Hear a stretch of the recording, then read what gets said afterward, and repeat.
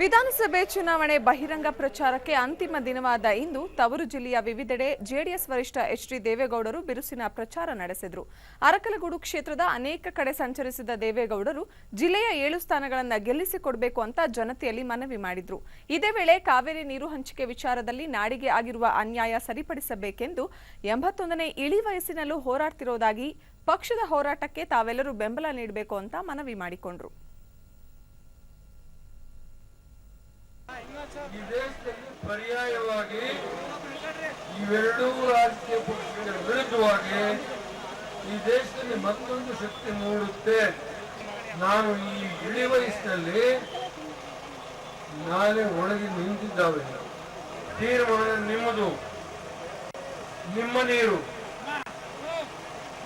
ನಿಮ್ಮ ಹಣದಲ್ಲೇ ಖರ್ಚು ಮಾಡಿ ಕಟ್ಟಿರೋ ಜಲಾಶಯಗಳು.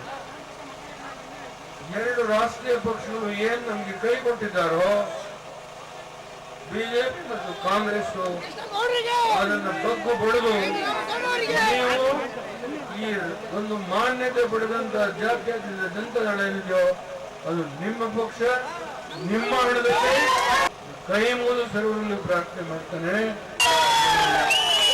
ಸಮಸ್ತ ಜನತೆ